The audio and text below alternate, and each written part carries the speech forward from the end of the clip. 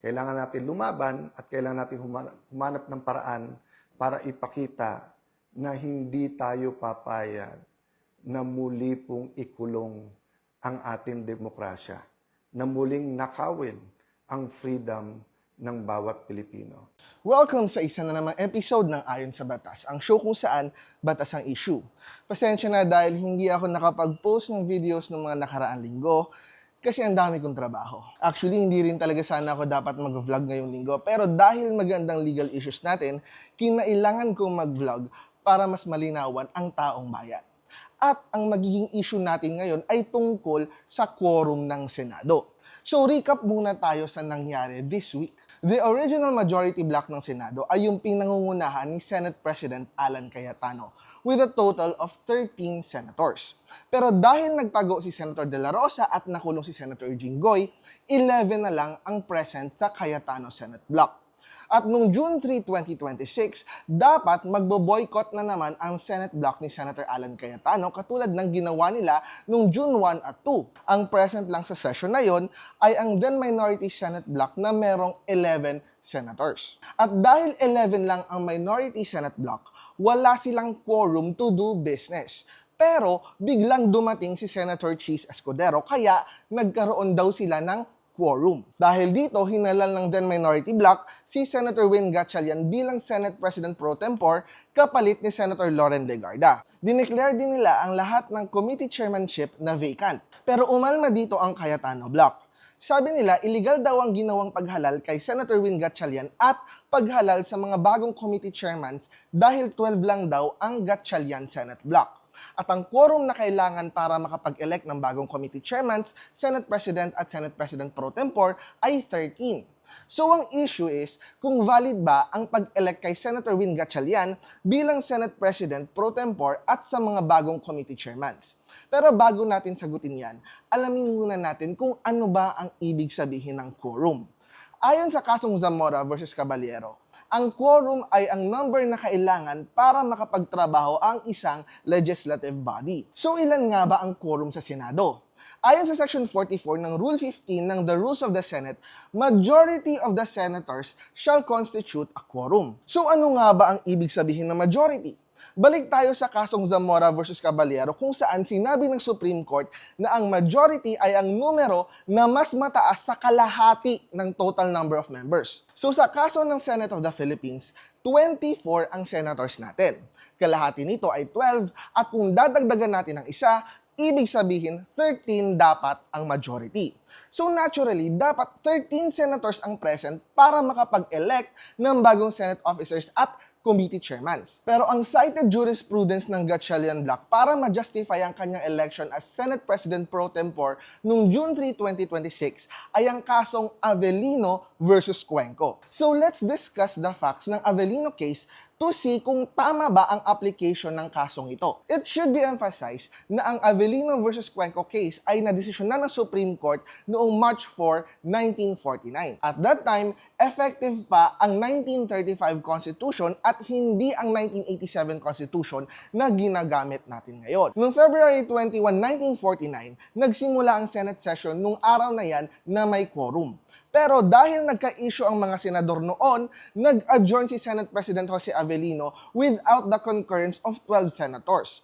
Tapos nag-walk out din siya kasama ang kanyang mga kakampi. Pero yung 12 senators na natira, tinuloy nila yung session without the Senate President Avellino.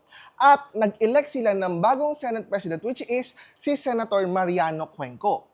So naghain ng petition ngayon si Senator Avellino sa Supreme Court para ipawalang bisa ang pag-elect kay Senator Cuenco bilang Senate President. So tatlong issue ang present sa case na ito. Una, kung may jurisdiction ba ang korte. Pangalawa, kung valid ba ang pagpapalit ng Senate President. At pangatlo, kung dapat bang i-grant ang petisyon. Pero sa unang issue pa lang ng jurisdiction, sinabi na ng Supreme Court na wala silang jurisdiction sa kasong yan because it is a political question. Meaning, ayaw manghimasok ng Supreme Court sa problema ng Senado dahil magkapantay lang sila ng rank sa gobyerno although magkaiba sila ng mga trabaho. Pero kung yung issue na yan ay nangyari ngayong 1987 Constitution, may jurisdiction ng Supreme Court to decide that case based on the expanded jurisdiction of the Supreme Court under Section 1, Article 8 ng 1987 Constitution. Pero balik tayo sa Avellino case. Even though walang jurisdiction ng Supreme Court, nagbigay pa rin sila ng opinion regarding sa validity ng election ni Senator Cuenco bilang Senate President. Sinabi ng Supreme Court na valid ang pagkahalal kay Senator Cuenco as Senate President for two reasons. Una, may quorum ang Senado nung nagsimula ang session.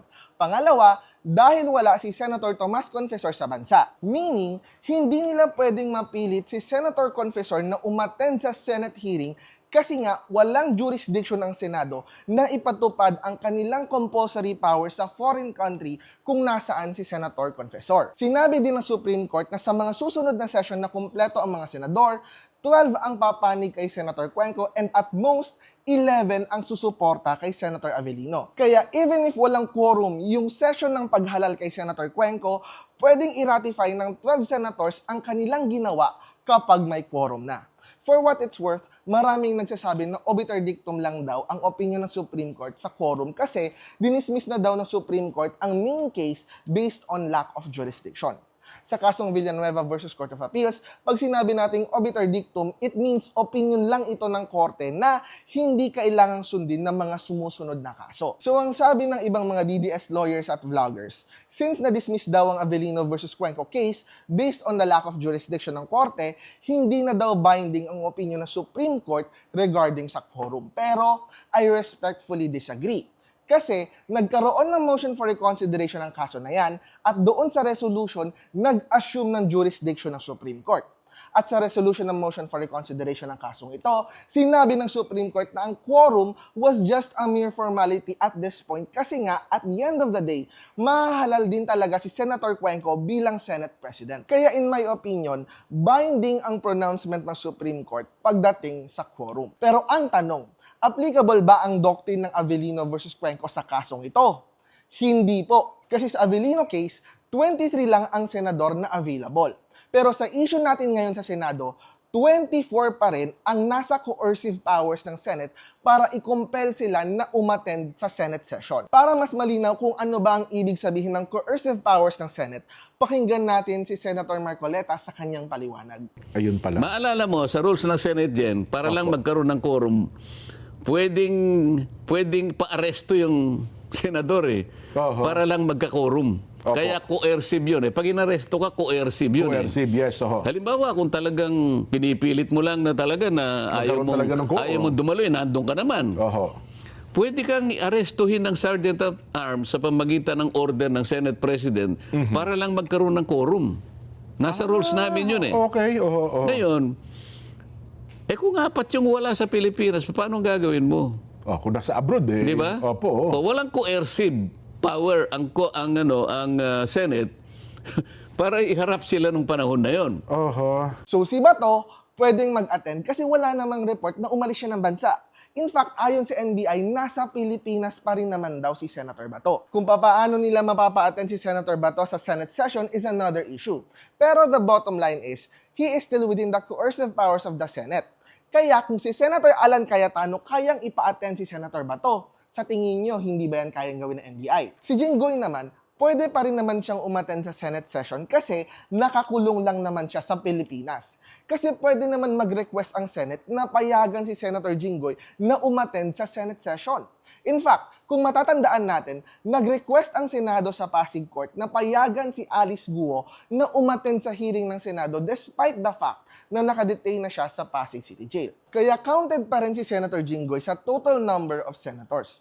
So 24 pa rin ang total number of senators available at 13 pa rin ang quorum ng Senate. Kaya unless may 13 senators na present sa Senate session, hindi pwedeng mag-conduct ng business ang Senado at palitan ang mga chairman ng mga Senate committees.